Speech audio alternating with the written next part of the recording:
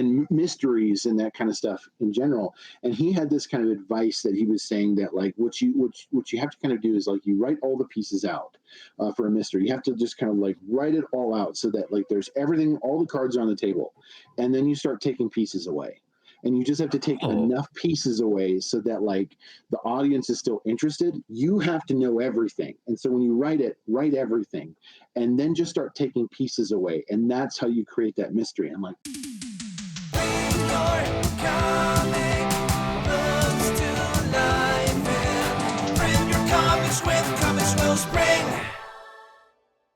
Welcome back to Inspired Inc., the Comics Wellspring podcast, a show where we promote indie comic creators and become inspired by what they create and their journey of creating it.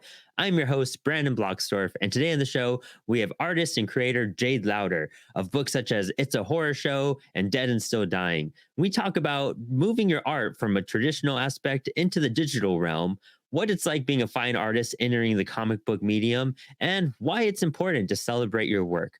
All this and so much more in today's Inspired Inc. Do you find it like difficult parting with artwork that you've done, like pages or like covers and whatnot? I feel like, well, for one, you've been staring and you work so hard on these type of things, and it's what started everything for you? Like, is there like a part? It's kind of like selling, like, you know, when I sell like my comics or something, like where I'm just like, like I worked to get this, and now I got it. And now just getting rid of it kind of hurts sometimes. Is it like giving away, like, I don't know, a child or a puppy out of a litter or something? I mean, I think it can be totally. So, you know, my background as a fine art painter, right? I'm kind of like a little bit more used to it now. You spend so much time working on one painting, and painting's kind of worse in a way because it's that singular thing, right? You can take a photo of it and that can live on your website or whatever. But once it's gone, you know, but like comics, the original pages, that's just the vehicle to get the printed thing. Like the printed thing is always the end goal, no matter what, you know? Yeah. So those original pages, they're just kind of like a means to an end. So versus that of like a painting to me feels like more precious, where you're like, God, there's only one of these, and I can't just resell it in some different way. Whereas, like a comic book page, that is a singular art object kind of thing that is sold, but that those books get to live on, and I can always have, you know, if I get sad, I'm like, I got copies. They're right here. You know? I can at least look at it still. Relive. And then I keep pretty high res scans of everything, you know, like I have like 600 DPI scans of everything that I do. So, you know, if I ever wanted to like put together something like oversized or whatnot, or have them, I still have them, you know, it's just, so I don't think I feel as attached to them as maybe other art pieces and whatnot. That makes sense. I could totally see that. That now hearing that totally makes sense too. And it's so interesting. Like, do you take pictures of like your process at the same time? I know you did it when we were posting stuff of the cover, but do you also have those files of like the stages of your art? I should, because I think that would be a cool thing to have, you know, for, you know, behind the scenes stuff or whatever. Most of the time that's just like taking a photo with my phone, you know, and just kind of posting online to give kind of in progress stuff. I think it would be a really smart idea to take high res scans of the in progress stuff too, because I know people would want to see that kind of thing. It's just something that I never think about in the process. The phone is just so easy. The other nice part about the phone is I take, so like I have tons that are just loaded up on my cell phone, right? And what I'll do often is it's a great way of like seeing an image smaller, and then I can kind of see how, like, start seeing the problems in that page or whatever. And so in one hand, I'm using it so that I can like share it on social media and promote and stuff. But the other hand, it's a great like tool just to like as a creator, just to help you kind of see it shrunk down and stuff like that, just kind of like instantly, you know? Oh, for sure. I totally resonate with that, especially now. So I've been trying to draw like, the last year or so and whatnot. And I did Inktober again this year. And right now, like for Inktober, I just do pencils because I'm fucking slow. Like I can't move that fast. And so I'm inking over all these images. And I noticed when I take a picture of it, sometimes I'm like about to send it to a friend or something, or just to show like my girlfriend or whatever. And I look at it and I'm like, no, it's not ready yet. Like, and I don't notice that it's not ready until I take that picture and then I'm about to send it. And then I work on it a bit more. And then for some reason, I look at the picture of my work and I appreciate it more than like my original that I'm looking at. I guess because like like it makes it look flatter, like the blacks and everything. So it looks more steady. Like with the brush mark, I use a brush pen mostly. And Sure. so like I think that's what makes it seem like more appealing. Like it just seems more done when I take a photo and then send it off than when I'm looking at my notebook. When I look at my notebook, I just see problems because you can see the pencil marks and stuff like that, Yeah. Oh, totally. So I think that's Totally. a good Yeah, approach. I like that idea. It's kind of like like printing that out your thought. page as you edit. You know what I mean? Like it's good to have that physical page in front of you than looking at the computer screen as you're doing your writing editing for a script or what, layouts or panels and whatnot too, I'm sure. Oh yeah, totally. I think almost any kind of other format you can kind of view your artwork in the process, whether or not that's like the script or whatever, just to kind of like see it under a new way, like a new format. I think you're going to just see things that you otherwise were blind to, that like you'll look at a sentence or whatnot and you've been staring at it and then you print it off and you're like, oh my God. Like, all right, this doesn't make any sense. Or like, oh man, yeah, okay, I'm really digging where this is going. And I was on the fence about it until I saw it kind of printed out or whatever. It's kind of mind blowing how all that stuff shifts when you just change the format slightly of how you're looking at it, and then you see the problems or you see what's actually working, which I think it's super valuable just to, in the process, just step back in some way. And like I even had somebody recommend like, oh, well, turn your image upside down and work on it and look at it differently and you'll view things differently. And I guess like your perspective on how you look at your art, if you just shift it in some way and re-examine it, that's a good way of editing too. Because now you're just like your eyes are readjusted. They're not going to the targeted points that you've been staring at for X amount of hours. And even just turning it upside down or sideways, you're like, oh, this little line makes sense now, like for some reason. Yeah, I know a lot of guys will like have a light box and they'll just flip the page upside down so that they're seeing it kind of in reverse, just to kind of see it mirrored and how that will, when you see it mirrored like that, you'll see compositional problems. If something's more weighted to one side or not, where you're just so used to seeing it, in one way, as soon as you switch it, you'll like, it just jumps out at you what the problem is. Yeah, exactly. And you're a traditional artist and you do dabble with some digital stuff when you're doing primarily colors. I believe you do your inking by hand too, right? Yeah, so I do all the pencils through inks by hand. I think it just comes down to that I was trained as a painter and whatnot, and so I have to get my hands dirty. Like I think that I could probably transition to doing, I have all the tools to do it digitally and whatnot, and I'm sure I could make that transition if I wanted to, but man, I love the smell of ink. I love the feeling of sharpening pencils, of just getting that splatter on your hands and stuff like that. That ink caked up under your thumbnails, and I'm just like, that's my happy space. Yeah, I'm like, I don't know that I want to transition for anything. But yeah, I mean, then colors I think are just so much easier to do digitally. I've done some like watercolor stuff and like ink washes before, and I've just never really been happy with how they scan. And so how do you scan your pages? I think that's a big thing that's like hard for some artists starting off. Like they have their traditional work, they have these 11x17s, and then they're just like, well, how do I transition from traditional into digital aspect? Like, can you give some advice on some of that?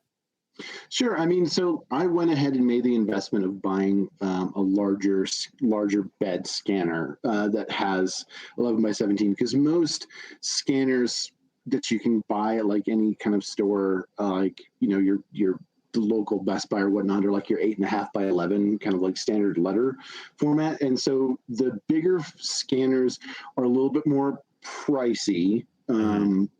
But I mean, it's like an investment of your craft. It's the same thing as, it's like, I'm going to buy some new pens. It's just like, or an art desk or a table or something. You right, know what I mean? exactly. Yeah. So I went ahead and got like a nice large format scanner. So I scan everything just as a full color file. And so when I draw, I use blue line. So I'm doing everything in non-photo blue to start off with, just to make that the scanning and whatnot in that translation to digital a little bit easier.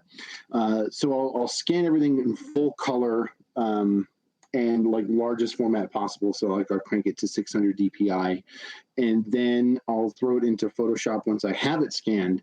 And what I do is then I isolate the non-photo blue color, and digitally erase it. So essentially what you have to do is, when you large format scan, it just scans it. This is so in the weeds.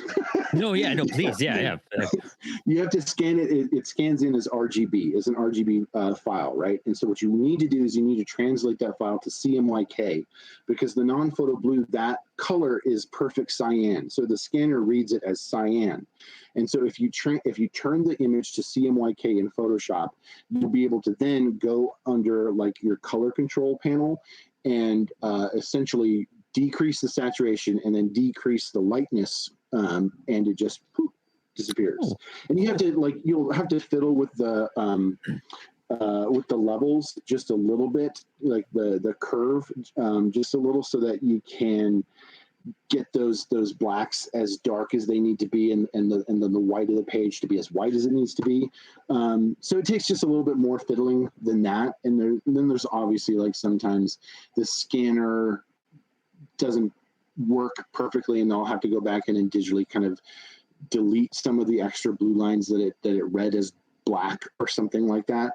But for the most part, that's it's like the fastest way. I don't have to spend time erasing and then have to re-ink, because if you erase and then you erase on top of like your inks, you're gonna remove some of that ink. And I do that have to all the do time. It again. Yeah, So exactly. if you just do it in blue line and then just get good at using the digital tools after the fact to delete everything, it's just a huge time saver. So that's usually the way that I do it. And then I just save the file as a grayscale file in Photoshop, and then I can start adding colors to it through some more kind of like layers and channels work that I learned how to do.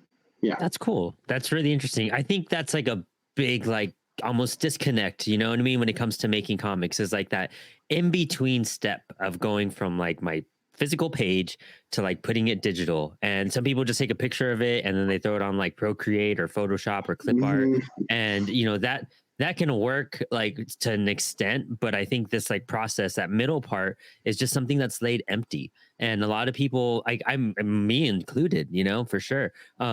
Just like I mean, because I use black, you know, lead pencils. I'm a big fan of like B pencils. Like I like that thickness and everything when I'm sketching. But then like when I start inking, and if I'm just using a notebook, for example, I'm not using a light board where I could kind of like, you know, retrace over it. And then so I have all these pencil eraser marks that just won't come off. And then that kind of pops out for my ink sometimes. And so having to like know how to get rid of that digitally, I think is just like something that I think every creator or artist needs to at least have some insight on, to know where to, you know, kind of direct themselves in that program. Because Photoshop in general, I feel, is like intimidating no matter who you are as you first approach it. Yeah, I think so. I think that almost all the Adobe tools are kind of like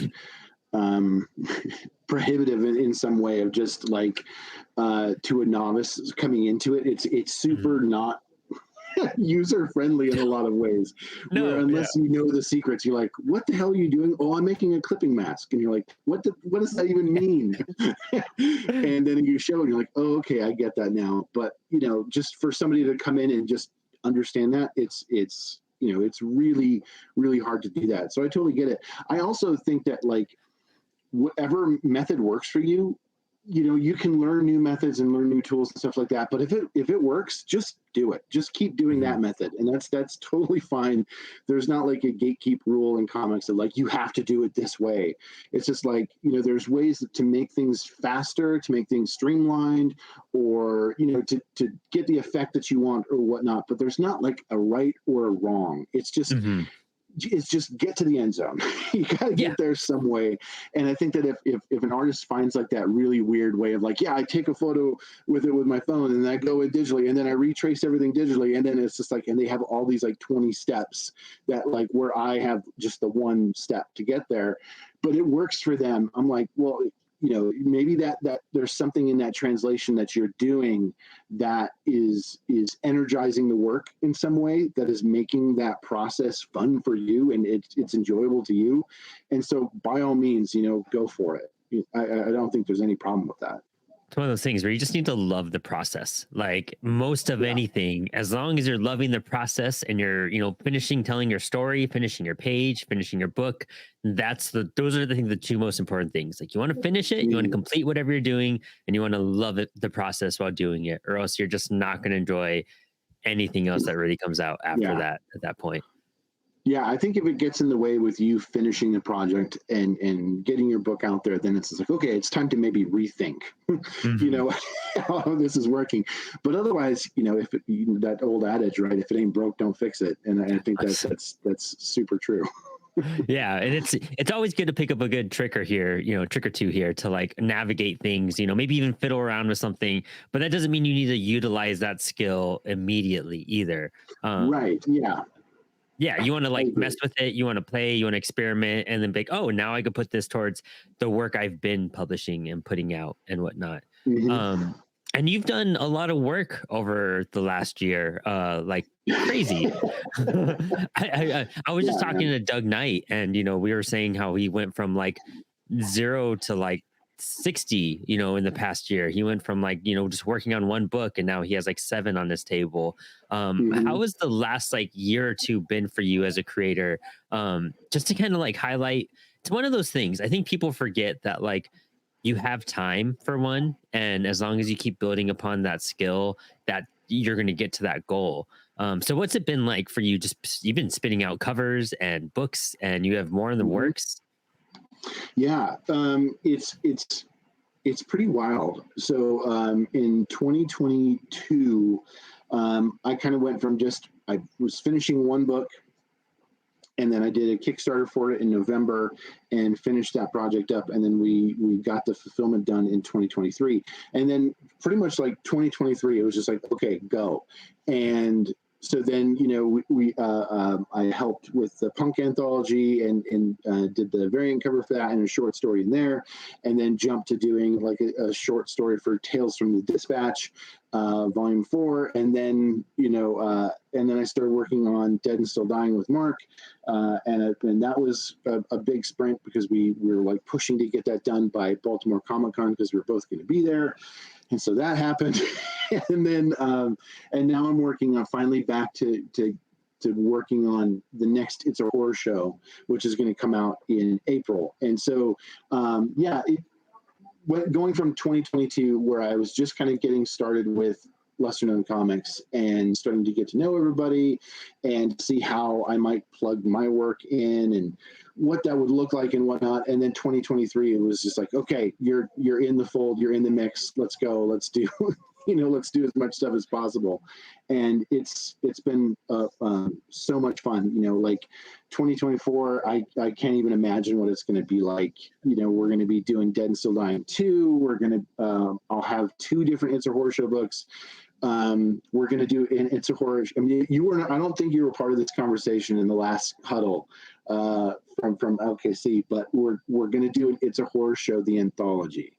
I've heard. I know about it. I wasn't there for the huddle, but I do know about what's going on with it. Necessarily, yeah.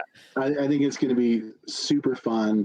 We have some really the fun movie ideas thing you guys are going to kind of navigate towards. I don't want to spoil too much for listeners, but that's what you guys are. Yeah. Yeah, we're going to announce it in. I think we'll probably announce it with my Kickstarter in April, or maybe a little before, and then start getting calls and putting out the call for it so people can start submitting to it then. But I think that's going to be so much fun. And so there's already like, oh man, those books. And then I have a friend here in Bozeman who's this really talented writer named Ryan Cassavant, and he and I are starting to work on a project that's kind of based upon like old time radio scripts and whatnot. And it's going to be it's going to be so much fun. And we're going to be putting that out through LKC as well. Tons of stuff. And nice. So I think what's so much fun about it is that like when I was just kind of doing things by myself and I was just kind of really timid about jumping in and whatnot, nothing was happening. And then as soon as I jump into this community of lesser known comics, it's just like the energy of I'm trying to match the energy of some of the more like prolific dudes, like David is just always pumping shit out. He's just always pumping stuff out. And same thing with Doug and Brandon and Jade. They're just machines. And I'm like, okay, I got to step up. And so there's like a little friendly competition, but it's very convivial. It's very, collaborative in most ways. And I think that just pushes me to like, okay, I want to do more. I want to try more things and not just put out my one book when I'm ready and I feel like it's done. It's like, no, I want to like, let's just do a whole bunch of ideas and see what happens. And it's fun to be a part of that kind of community with lesser known comics that pushes each other's work to really exciting conclusions. And we're all just kind of growing together. And everybody's book is just like each book I see of like, like Doug's or Ray Garza's or Ray Rainsberger or whoever, every book I see is better than the previous one. It's just like, oh man, this new Tame McGregor is so much better than last. I'm like, oh man, this new, Yuriko book 2 is so much better than Yuriko 1 and so on and so forth. And that's so cool to see that everybody is just like growing and in this community. And so for me to put out so many projects, it's a byproduct of being a part of lesser known and getting to collaborate with that community. And so to backtrack a little bit here, you were saying that before all this and being involved with the community and meeting them, you're feeling like very timid, working at your own pace. Like, were you like struggling to like make comics? Were you intimidated by them? Was there like a hesitation going into that, especially being in a fine arts background? What kind of stopped you from doing all this on your own before? That's a really good question. I think that there were probably a lot of different hurdles that I was kind of like perceiving going into starting to make my own comics and put them out. I think one, just the nature of where do I go to do it? Who do I turn to for advice or whatnot?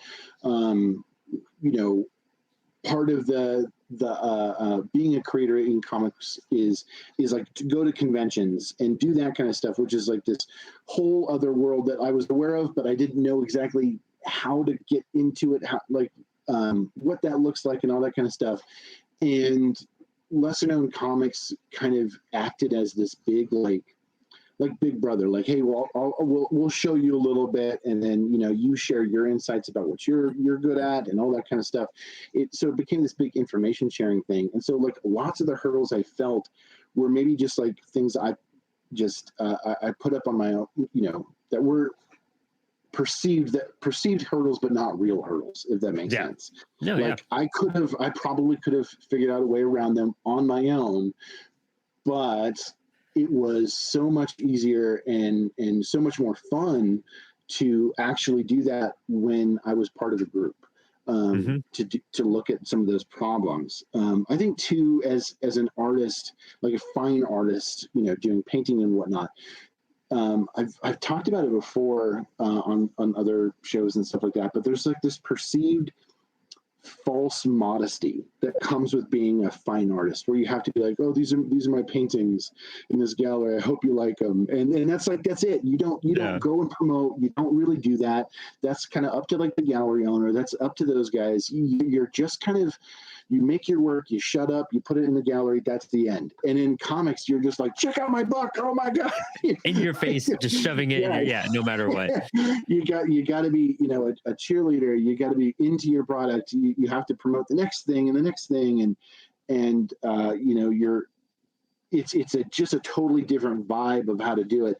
And I kind of felt like coming from the fine arts that I didn't know how I wanted to do that. You know, in a fine arts context, you have to almost, everything has to have like a greater meaning or whatnot. And I'm like, man, I just want to make books about werewolves. There's no greater meaning here. Like that's what it is, you know, like, come on. I love that. No, it's so true. And I never kind of thought about that either. I think, you know, the only other like real fine artists that I see kind of push themselves on, like, you know, Instagram and whatnot, it's my friend Cody Jimenez. I recommend anyone to check out his art. I've shared his stuff with a few people and I post about him every so while. But he's the one that really goes out there and shows his paintings. And, you know, when he's having an exhibit, like he'll like post about it and highlight stuff. But I never see some of my other fine art friends do that too. I'd never really clicked until you just said that. It's kind of just like the people who are making comics, you're right, just screaming in your face, shoving in there. Yeah. And then everyone else, very modest when they're all great talents, when they're all like, totally, you know, equal arts. And, you know, to me, this could be a very biased opinion, but I feel like comics are just like so much more elevated than some of those other type of art forms because of the storytelling aspect and the skill level, what you have to put into one page, kind of, as you know, you have a, you know, a canvas to work on as a fine artist, and then you make a beautiful image. And then with the comic book page, you're just like, I got to make like 6 beautiful images like right now and have them make sense. You know what I mean? Like, and they have to work together as a story. They can't just be, you know, well, I mean, I guess they could just be random and you could be just very avant-garde and have a story that makes no sense. And you know what? Maybe that's the way to go. Honestly, but yeah, I think you're totally right. You know, being a teacher and whatnot, and talking to a lot of students about just kind of what it takes to you know, put food on the table or sell your art or get your name out there and stuff like that. And I talk about social media, or I talk about like having a website or doing podcasts and stuff. And there are a lot of artists, you know, I feel like I just want to make the work, and I don't want to, you know, have to go and do all those things. And on one hand, I get it, because I'm never happier than when I'm just at the drawing table. That's just the happiest I am. That's just you know, you'll never see me happier than that. Like every other version of me is less happy when I'm just at my drawing table. But the other sides of it can be just as gratifying and rewarding if you allow it to be. But if you put up this, like, again, I think it comes down to just how you think about it. These mental walls that artists put up of like, oh, I don't want to have to promote. I don't want to have to do that stuff. There can be really great things about doing it. Part of promoting that I found is that I have to be really succinct in how I describe my books or whatever. And that helps me understand the book in a way that when I'm writing it, I never have to, because I can just be long-winded and just, you know, just rattle on and go and go and go. But then when I'm summarizing the story to tell it to somebody, you know, at a con or over a podcast or whatever, I have to be really, really specific and just get down to the meat and potatoes, right? There's no room for the fluff. You just kind of have to get right there, your elevator pitch, right? And I think it helps you understand the story in a way that if you just let it be this bloated thing, you'll never get to. So like there's things that you can learn about the process from every single stage if you let it. Otherwise, you're just going to put up those walls and be like, I don't want to do those things, and it's just not going to be as fun for you and as rewarding as it could be. I think that would even speak really well to people selling like at an exhibit too. Like if you could summarize a painting that you're, you know, have on a floor, you know, just being like, oh, I could summarize this in like a sentence of what it means or what it does. And then if you want to hear the longer pitch, by all means, like you could, you know, tell about it or have like, you know, a little meaning thing behind it. But like being able to sell anything you create within like an elevator pitch, that's going to help you sell like, you know, posters, and that's going to help you sell prints and, you know, single pages and stuff like that. So I think encapsulating everything into a true meaning is really going to make it easier. Like when I write, I call it an armature. I pulled it from a podcast called You Are a Storyteller. And it's like whenever I'm writing, I know like where are my stories going. So if I ever have writer's block, or if I feel like I'm just falling off the rails, I know like, okay, this issue or this story is about this. So I need to navigate to that North Star and make it. And then you'll get through it. You know what I mean? It's all finding ways to help you reach the end. And if you can understand your story that well when you're creating it, selling it to someone should be even easier at that point. You know what I mean? Like it just kind of, it's an extra step you're going to take to understand your work so that they can understand your work very clearly. Because a big thing with that, you know, I feel like a lot of writers do this, and I'm very faulty of this as well, as I've worked with a few creators, is that when we write scripts, we tend to either underwrite or we overwrite. And when you underwrite, it's because you have everything in your head and you just kind of expect them to kind of get it. You don't want to reveal too much or say too much or bore them, but it's like, no, you kind of need to like say the right amount, not overwrite, not underwrite, because the artist can't read your mind. And they don't want to like read a page of a single panel description. You know, this is an Alan Moore script we're working with. But like getting it to that point and communicating, I guess it comes down to communication. You need to be able to communicate your art clearly to not only yourself, but to your audience. Because if your artist doesn't get it, and if you don't get it, what makes you think your audience is going to get it at that point? Mm-hmm. Yeah, I think that's great. And oftentimes, you know, you're mentioning that of underwriting or overwriting, and I think sometimes like we all fall into it at some point. It's just going to happen, you know, in whatever part of that script. I think about this piece of advice that I got from I was part of this class at the Kubert School, and Dan DiDio was the teacher, and he invited Jeff Lemire in there. I'm just like name dropping it. It just sounds so. Yeah, it does. It really does. Yeah.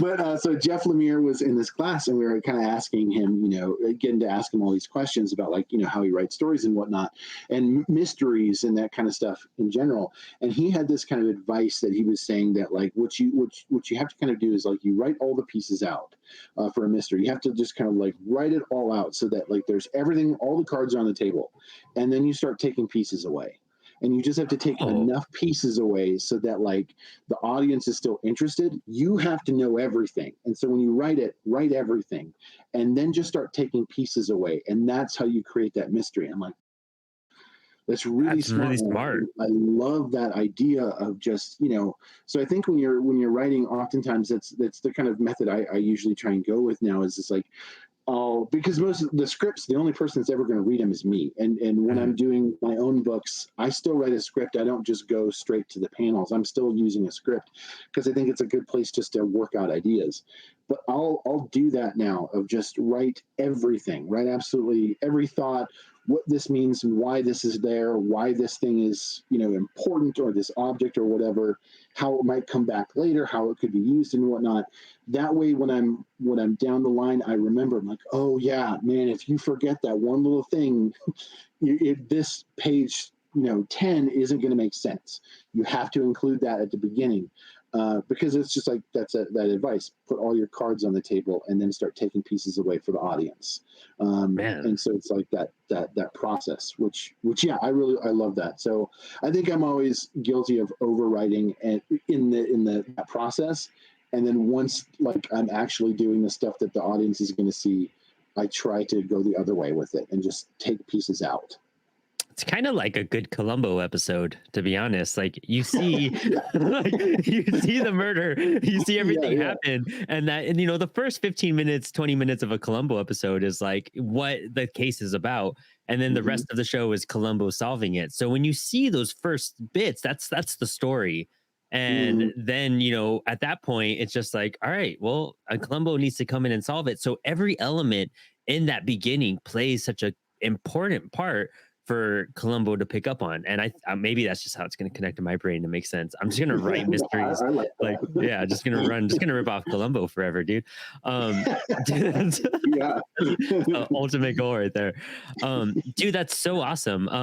And you being a teacher, like what's a piece of advice that you would like to give comic creators, indie comic artists, attempting comic artists, in general, to maybe like a hurdle that you just really had to get through and overcome and process that maybe took you some time, and really you kind of had to sit yourself down and be like, all right, this is it. I gotta figure this out, and then stuff just clicked or things just worked out. Like what is something that you just really had to get through and go overcome? Because I feel like you have such a long history of, studying, you have a long line of college work you've done, and you've gotten to tell me some great stuff and stories and tips through that. And then, creating your career as a teacher, and now finally making your comics, like at this point was kind of like, I feel like it's one of your earliest goals, and you're finally getting to do something as fun as this, and ever since I've seen you making comics, you're always, like you said, you're in the best mood. Like you're always super happy. You're always super joyful. You're always excited to promote this stuff. So what's something that you would like to tell an audience to be like, to help them not give up on that type of stuff? Yeah, I would say I'm going to steal a couple pieces of advice that I was given when I was kind of starting comics, and then also a piece of advice that I've given to students that I've seen them utilize that advice, and it's just made a huge difference. So the first one that I would say for anyone looking to get into comics, and to just that first step, make your comic and whatnot, is think small.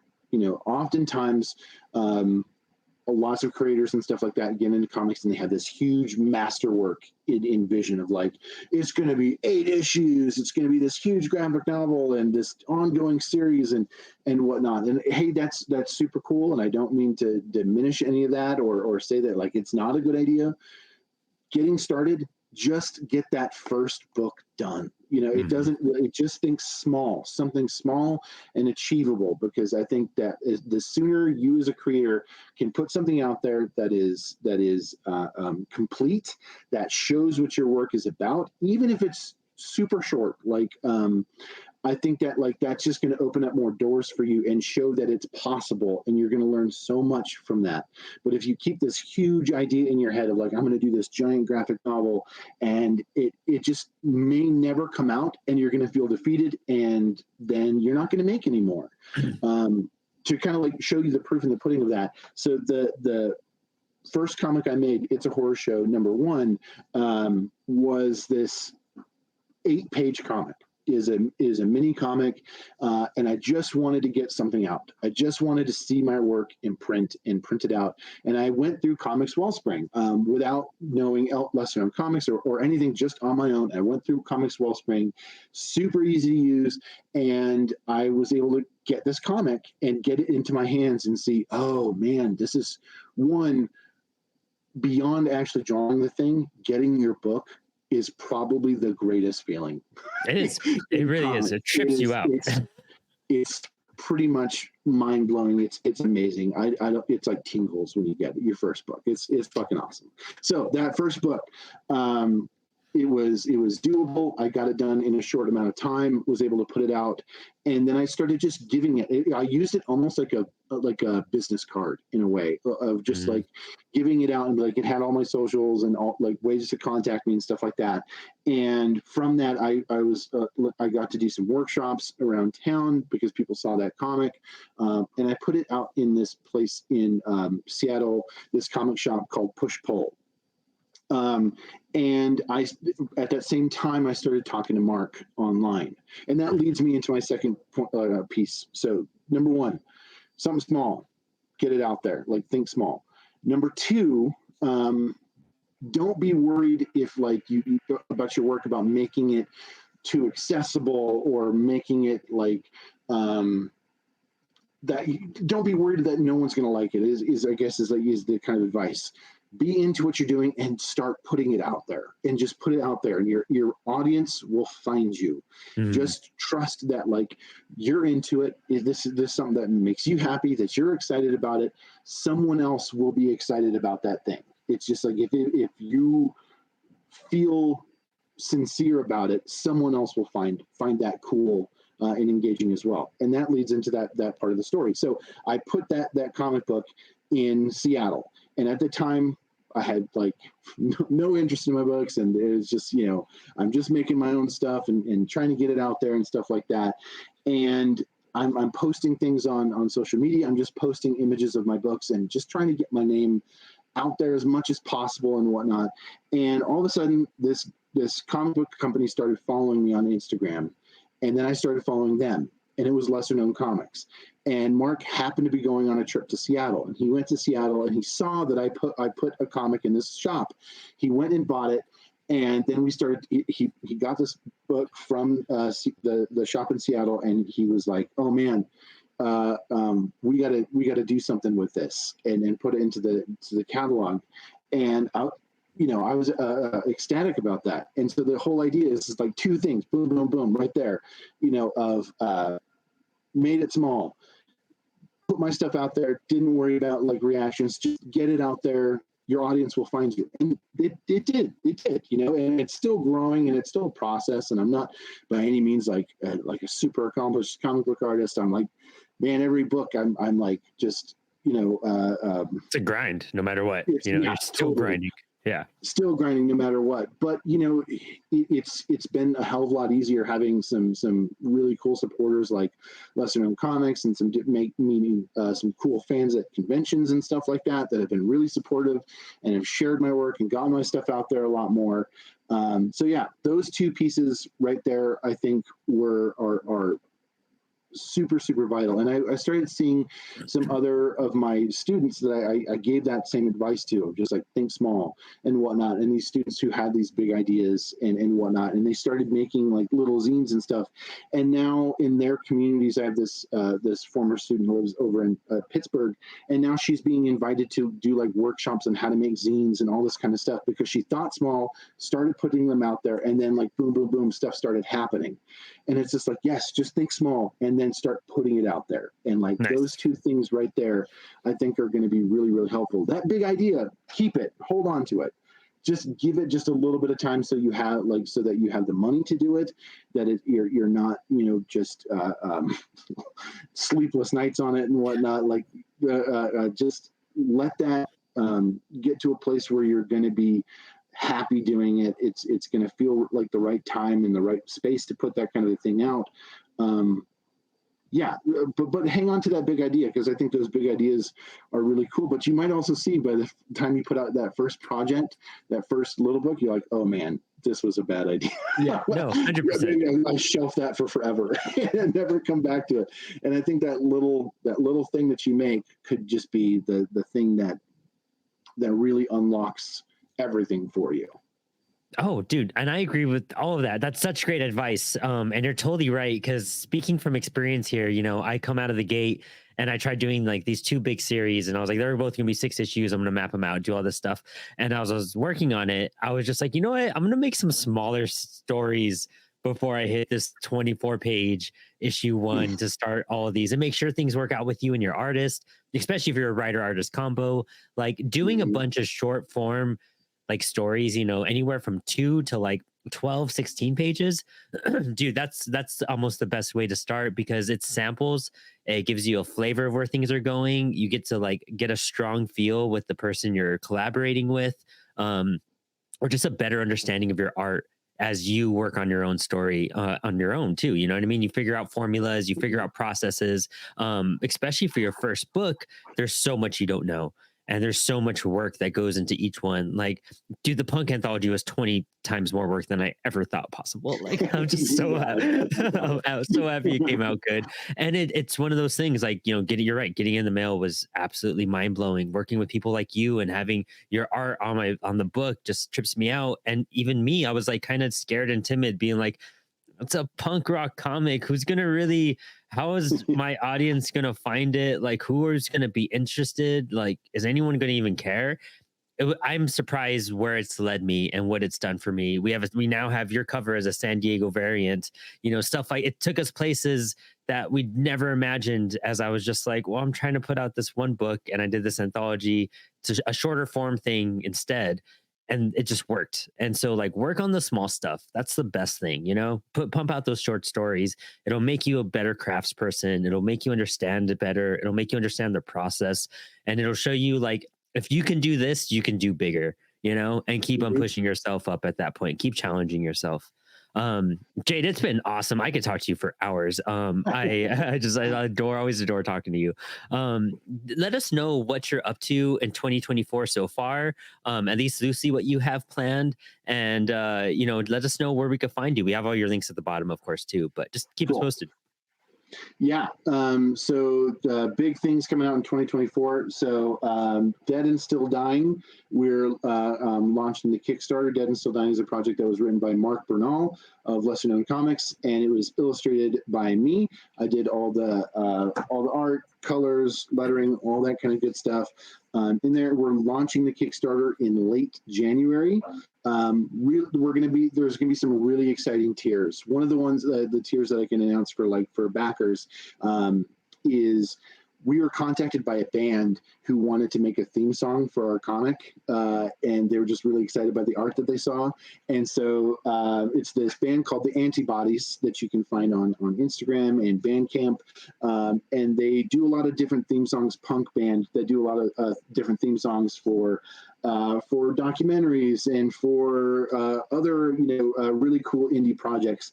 They did there's this fan movie about fans of Evil Dead, and they did the theme song for it. And so we're like, oh hell yeah. So they made the theme song for Dead and Still Dying, which we have, and we're going to press it as in some small batch records.